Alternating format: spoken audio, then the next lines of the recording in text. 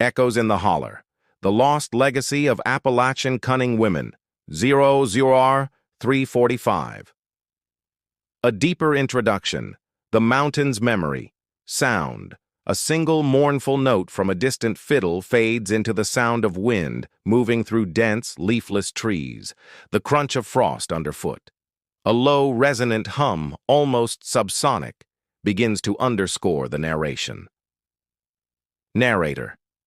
There is a silence in the Appalachian Mountains that is different from anywhere else.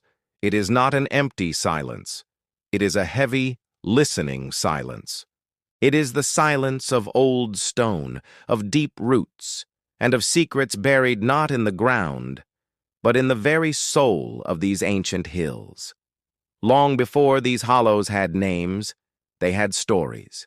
Stories told not in books, but in the whisper of the wind through the rhododendron, in the way the mist clung to the peaks like a shroud, and in the wary glances exchanged between neighbors when a child fell ill or a crop failed without reason. This is the forgotten history of the women who understood these stories. They were the keepers of the old ways, the interpreters of nature's subtle language. They were the cunning folk. To the outside world, they were witches. But that word is a blunt instrument, a label slapped onto a reality far more complex and terrifying. They were not caricatures.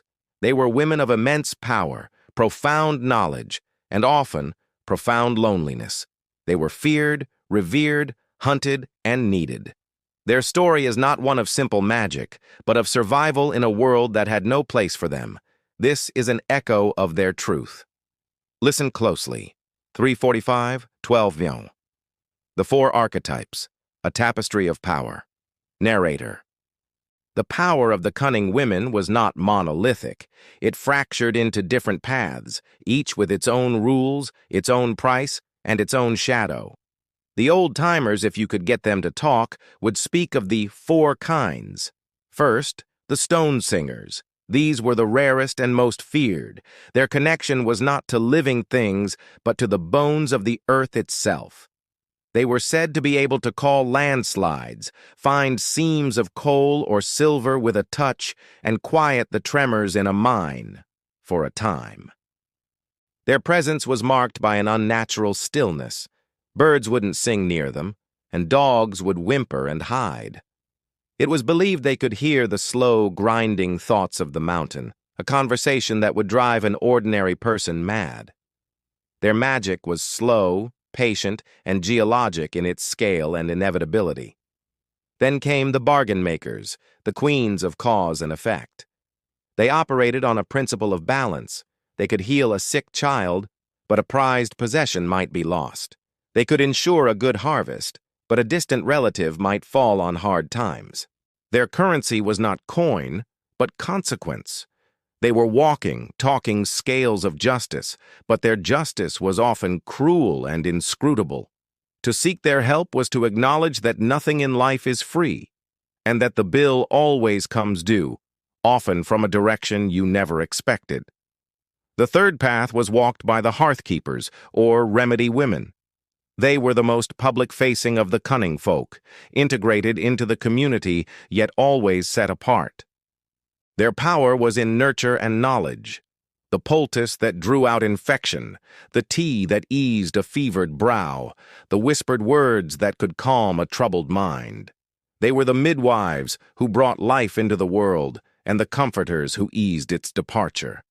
But their kindness was a shield, and behind it lay a formidable strength. A hearth-keeper wronged would not curse you with demons. She would simply stop coming when you called.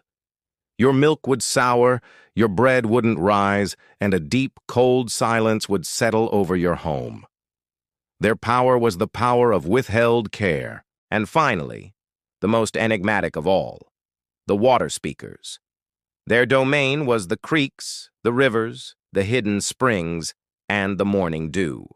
They were fluid, changeable, and deeply emotional. Some could divine the future in the ripples of a pond. Others were said to be able to pull a drowning man from the current, or, conversely, to drag one down into the depths. They were often associated with intense grief or joy, their moods mirroring the weather. A water speaker's tears were said to bring rain, and her laughter could cause a drought to break. They were untamable, as wild and unpredictable as the mountain streams they called home. 12:21 So. The Tale of Morwenna, a Stone Singer's Lament narrator. To understand the Stone Singers, one must know the story of Morwenna.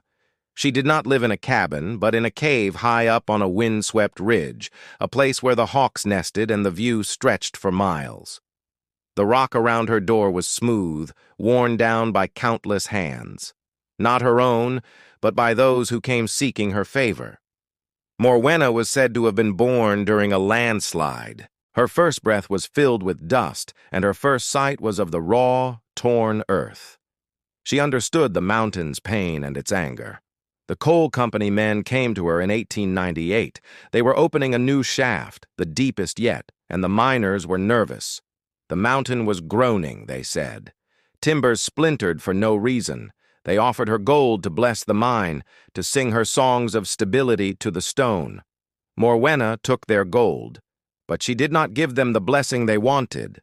She walked the tunnel and sang a low, droning song that made the men's teeth ache.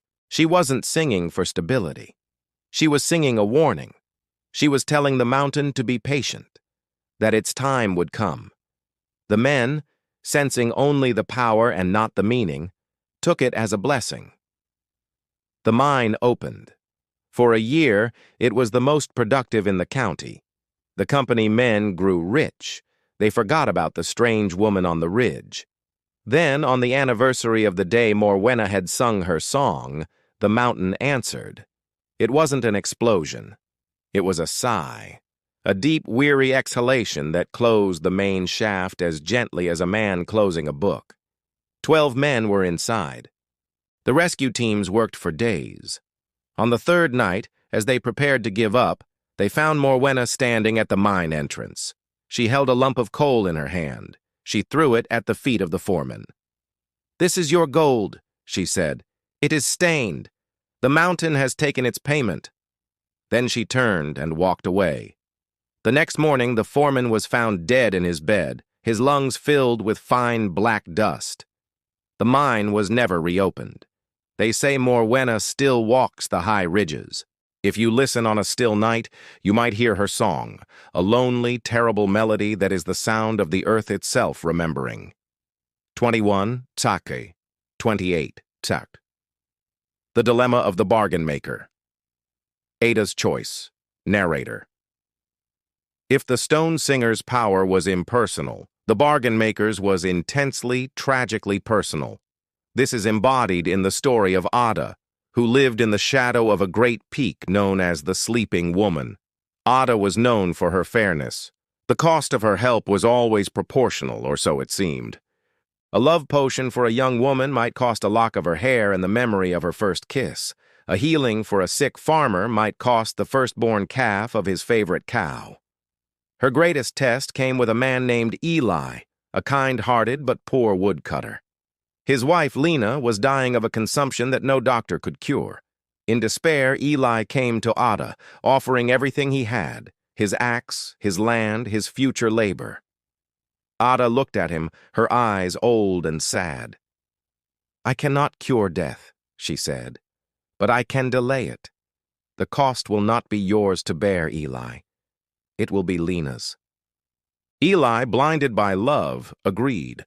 Ada performed her work. Lena recovered. Color returned to her cheeks and strength to her limbs. But a change came over her. The memory of her illness was gone, replaced by a deep, melancholic silence. She could no longer bear the sound of children laughing.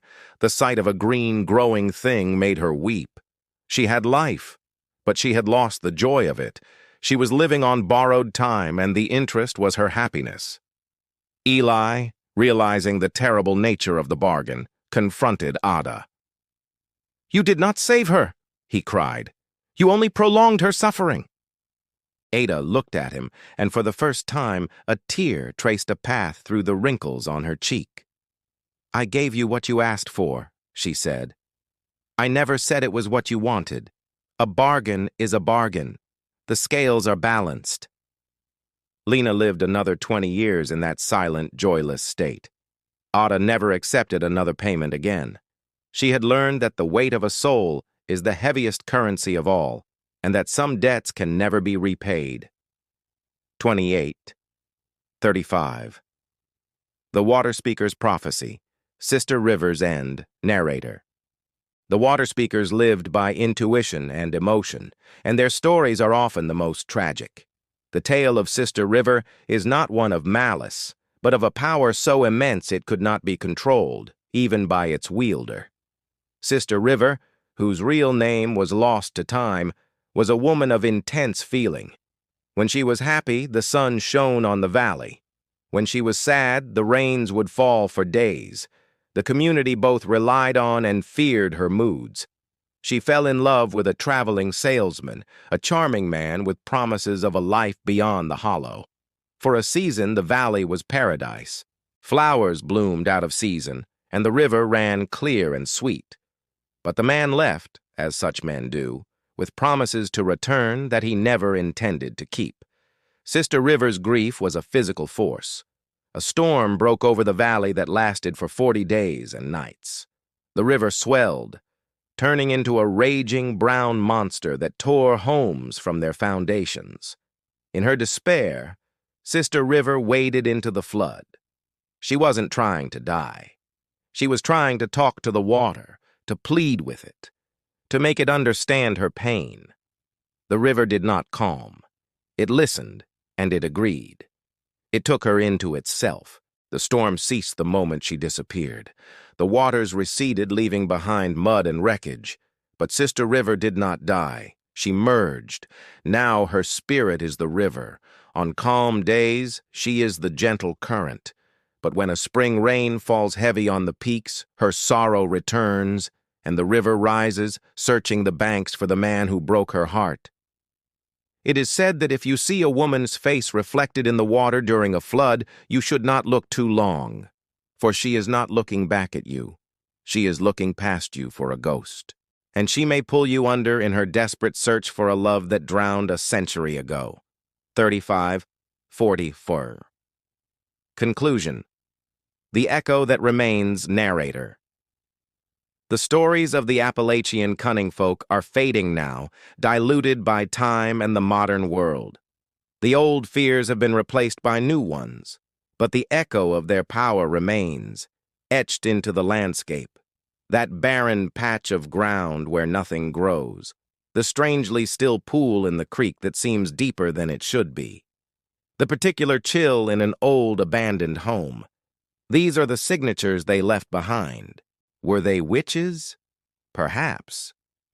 But they were also doctors, psychologists, scientists, and theologians who spoke a different language, a language of root and rock, river and rain. They were women who carved out a sphere of influence in a world that offered them none, and they wielded it with a terrifying mix of compassion and ruthlessness. Their history is a warning and a testament. A warning that power always has a cost, and that some bargains should never be made. A testament to the indomitable human spirit, to the lengths we will go to survive, to be heard, and to leave a mark on the world, no matter how dark or strange that mark may be. The mountains remember them. And if you stand in the right hollow as the mist comes down and the light fails, you might feel their presence, not as a ghost, but as a whisper of the old, wild power that once walked these hills barefoot and unafraid. This has been Echoes in the Holler. Some stories are buried for safekeeping. Others are buried because the world is not yet ready to hear them.